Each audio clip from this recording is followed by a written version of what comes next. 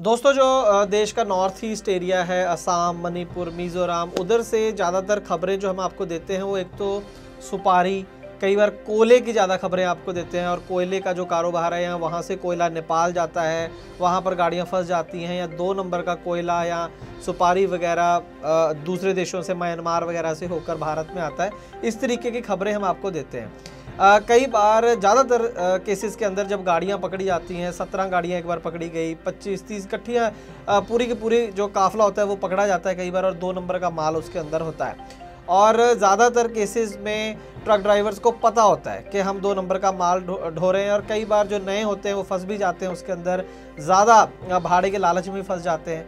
लेकिन आज हम आपको एक स्टोरी बता रहे हैं, उसी एरिया से, असम से बता रहे हैं। वहाँ पर एक ट्रक ड्राइवर फंस गया है, गाड़ी मालिक और ड्राइवर दोनों हैं, वो राजस्थान के हैं। बहुत ही बुरी सिचुएशन में फंस गए और कोई 2 नंबर का काम नहीं कर रहे थे, लेकिन बावजूद इसके इलीगल का चार्ज लग गया उनके ऊपर। किसकी गलती रही, व्यापारी की, ट्रांसपोर्टर की, या गाड़ी मालिक ड्राइवर की, ये आप लोग तय कीजिएगा। बहुत कुछ सीखने को है इस घटना से, इसलिए हम ये जो स्टोरी है आपके लिए लेके आए ग्राउंड रिपोर्ट में। आइए शुरू करते हैं आज की खास ग्राउंड रिपोर्ट एक छोटे से कमर्शियल के बाद।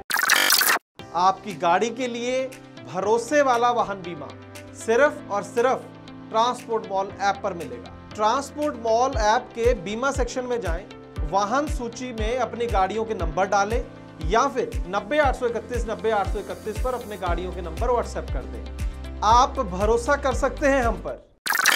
ट्रांसपोर्ट टीवी पर आपका स्वागत है दोस्तों, मैं हूं मनिंदर सिंह और आप देख रहे हैं ग्राउंड रिपोर्ट।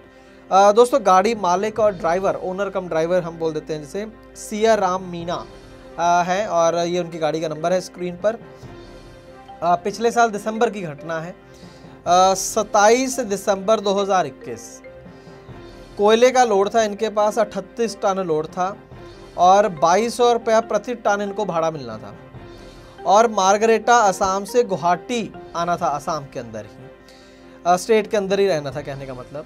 और बाकायदा इस माल का ई-वे बिल जनरेट किया गया था, जो कि 31 दिसंबर 2021 को एक्सपायर होना था। नए साल से जस्ट एक दिन पहले 31 दिसंबर 2021 की रात को समझ लीजिए एक्सपायर होना था। 27/12 को ये लोड चला। लेकिन जो सिया राम मीना जी हैं, जो गाड़ी के मालिक और चालक दोनों हैं, वो 29 तारीख को 2 दिन पहले ही जहां पर उनको पहुंचना था गुवाहाटी, वो पहुंच गए। उससे गुवाहाटी से लगभग 30 किलोमीटर पहले पार्टी का फ़ोन आ जाता है कि आप यहीं पर रुक जाओ, गुवाहाटी के अंदर आपको जाने नहीं देंगे। कुछ वहाँ पर ऑर्डर्स वगैरह हैं जिसपे कोयले की एंट्री वहाँ पर बैन है। अब ये बात पार्टी को या ट्रांसपोर्टर को पहले पता थी या नहीं पता, ये हमें नहीं पता, लेकिन 30 किलोमीटर उसको पहले रोक दिया गया और बोला कि आप वेट करो वहाँ पर 2 दिन, उसके बाद आपको बताएंगे कि आपको ये माल जो है वो कहाँ पर अनलोड करना है। अब आप समझिए 2 दिन बाद ई-वे बिल एक्सपायर होने वाला है। 29 को ये पहुँच गए और 31 को एक्सपायर होने वाला है, और पार्टी कह रही है कि 2 दिन आप वहाँ पर वेट कीजिए, हम आपको बताएंगे।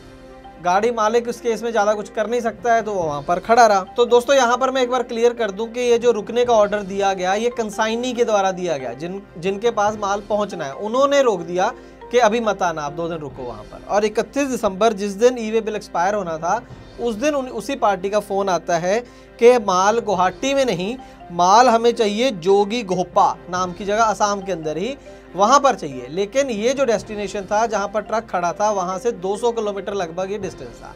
तो इसके ऊपर जो सिया राम मीना है, उन्होंने बोला कि भाई 200 किलोमीटर थोड़ी मैं जाऊँगा, 2-4 किलोमीटर हो तो मैं चला जाऊँगा। तो पार्टी ने बोला कि कोई बात नहीं, आपको हम भाड़ा ज़्यादा देंगे, 300 रुपये प्रति टन एक्स्ट्रा आपको हम देंगे, आप माल जो है वो जोगी घोपा ले जाओ। इसके ऊपर जो हमें बताया गया है, देखिए हमारी जो जितनी भी ज़्यादातर इन्फॉर्मेशन स्टोरी में हम दे रहे हैं, वो सिया राम मीना ने जो हमें बताया उसके आधार पर दे रहे हैं। तो उन्होंने कहा कि मैंने उनको बताया कि मेरा जो ई-वे बिल है वो एक्सपायर होने वाला है, पहले इसको रिन्यू कर दीजिए फिर मैं जाता हूँ।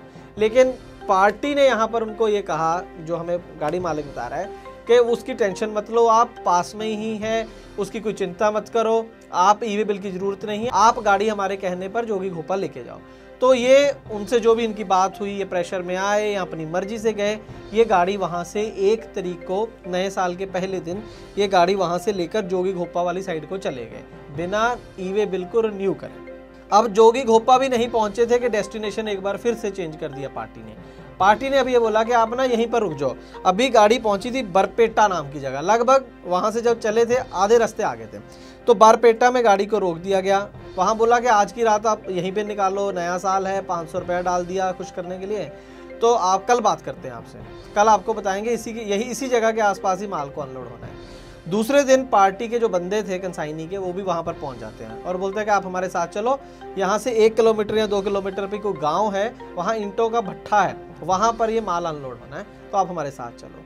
अब हुआ क्या, कहानी हो सकता था नॉर्मल कोर्स में गाड़ी ऐसी अनलोड हो जाती, किसी को ई-वे बिल एक्सपायर का भी पता ना चलता, इनको भाड़ा भी मिल जाता और कहानी यूं ही चलती रहती, किसी को पता नहीं लगना था। लेकिन हुआ क्या, जब बंदे को फंसना हो तो छोटे छोटे बहाने बन जाते हैं। जिस गांव की तरफ इसको लेके जाया जा रहा था सियाराम मीणा को और उनकी गाड़ी को, वो जो रोड था वो बहुत छोटा था, गाड़ी बड़ी थी, 38 टन तो लोड है इसके अंदर। तो वहां पर ना गांव वाले इकट्ठे हो गए कि हमारी सड़क तोड़ रहे हो तुम, छोटी सी रोड के ऊपर इतना बड़ा ट्रक आप कैसे लेकर आ गए।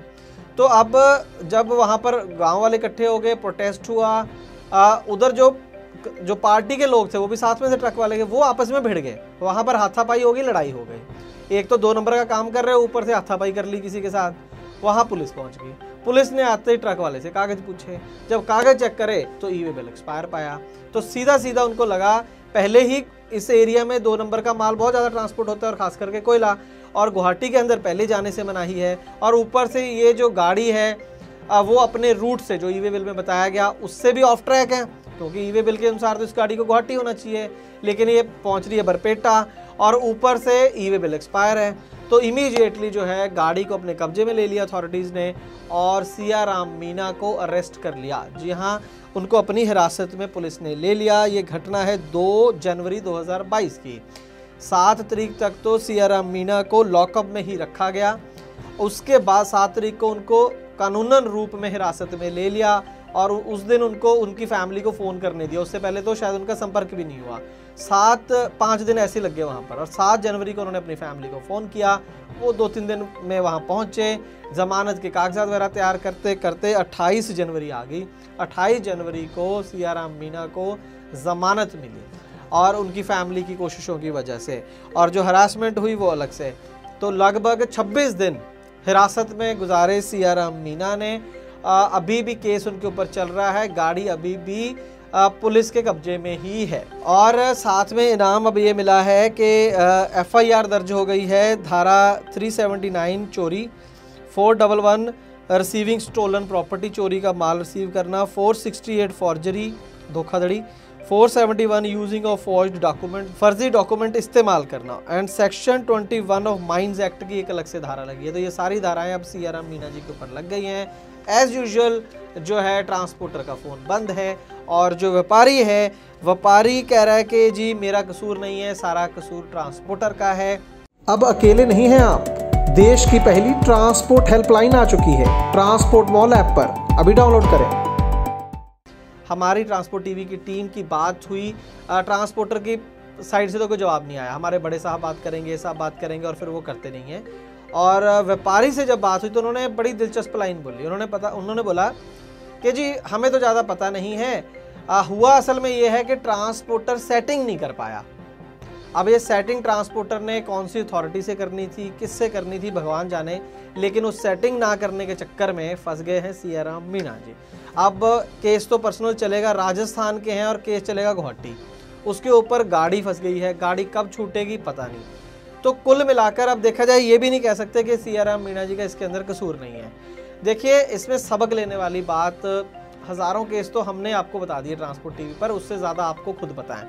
एक बात आप समझ लीजिए कि जब तक सब कुछ सही सही चलेगा तब तक आपकी पार्टी, कंसाइनर कंसाइनी और आपका ट्रांसपोर्टर आपके साथ है। जैसे ही कोई गड़बड़ हुई, चाहे उन्हीं के कहने से हुई, उस दिन आप अकेले हैं, आपका साथ नहीं देना किसी ने। ट्रांसपोर्ट टीवी पे खबर लग जाएगी, लड़ाई फिर आपकी अकेलों की है, सही बात बताऊं तो बहुत सोच समझकर उस दिन आप उनकी बातों में आ गए। सियाराम मीणा 29 तारीख को वहाँ पहुँच गए थे, वहीं की बात हुई थी, इनको अड़ना चाहिए था कि जी मैं माल यहाँ पर अनलोड करूँगा और मुझे मेरे पैसे चाहिए, पहले यहाँ तक की पेमेंट करो, ई-वे बिल जो है वो आगे का रिन्यू करो, मैं फिर आगे चलूँगा, नहीं तो कोयला मेरे कब्जे में। कुछ भी आप बात कर सकते थे तो वो जेन्युइन होती, पुलिस को भी इन्फॉर्म कर सकते थे आप। लेकिन अब जो है ये कोर्ट में साबित करना कि जी उन्होंने कहा था, इसने नहीं कहा था, मेरी गलती नहीं थी, बहुत मुश्किल है। अब ये जो ई वे बिल एक्सपायर वाले केस में आप खुद इन्वॉल्व हैं, आपको पता था फिर भी आपने गाड़ी लेके गए, तो अब निकल तो जाएंगे आप इस केस में, कितना पैसा और टाइम लगेगा पता नहीं, लेकिन आगे के लिए जो भी देख रहे हैं उनके लिए सबक है। अब देखिए जो व्यापारी है वो हमें कह रहा है कि मैंने 1.5 लाख रुपए खर्चा कर दिया इनको बचाने के लिए। हमें नहीं पता किया है नहीं किया, करा होगा तो कोई एहसान नहीं करा, चलो अच्छा करा कर दिया, लेकिन फिर भी जान तो नहीं ना छुट्टी, गाड़ी तो अभी भी अंदर है और केस अलग से चलेगा। तो कुल मिलाकर घाटा अगर किसी को हुआ तो वो सियारा मीना जी को हुआ। कोयले का जो इतना बड़ा व्यापार करते हैं उनकी कंसाइनमेंट एक फंस गई, कोई ज़्यादा उनको फर्क पड़ना नहीं। तो छोटे ऑपरेटर हैं, एक गाड़ी दो गाड़ी, एक ऐसा हादसा हुआ नहीं कि आपकी पूरी ट्रांसपोर्ट खत्म और हो सकता है पूरे ट्रेड से बाहर हो जाए, ऐसे बहुत सारे किस्से होते हैं। तो कहना मैं ये चाह रहा हूँ शॉर्टकट में कि बिना वजह व्यापारी के या ट्रांसपोर्टर के प्रेशर में गलत काम ना करें, प्रेशर में ना आए, बाद में आपके साथ किसी ने खड़े नहीं होना। तो समझदार बनिए। उम्मीद करते हैं जानकारी आपके लिए लाभकारी साबित होगी। अगर ऐसा है तो ट्रांसपोर्ट टीवी को ज़्यादा से ज़्यादा लोगों तक पहुंचाएं, उन्हें बोलें कि ट्रांसपोर्ट मॉल ऐप डाउनलोड करें और उसके अंदर ट्रांसपोर्ट टीवी हर रोज़ कम से कम घंटा 2 घंटे देखें। बहुत सारी खबरें वीडियोज़ वहाँ पर आपकी जानकारी के लिए है। ट्रांसपोर्ट टीवी देखने के लिए बहुत बहुत शुक्रिया। दोस्तों, ट्रांसपोर्ट मॉल ऐप में है ट्रांसपोर्ट सेक्टर का सबसे बड़ा न्यूज़ चैनल ट्रांसपोर्ट टीवी। मुसीबत के समय आपका साथ देने वाली देश की पहली ट्रांसपोर्ट हेल्पलाइन और वाहन बीमा की भरोसेमंद सेवा जो सिर्फ 30 मिनट में आपको दे सही पॉलिसी सही प्रीमियम के साथ। तो देर न करें, अभी गूगल प्ले स्टोर से डाउनलोड करें ट्रांसपोर्ट मॉल ऐप।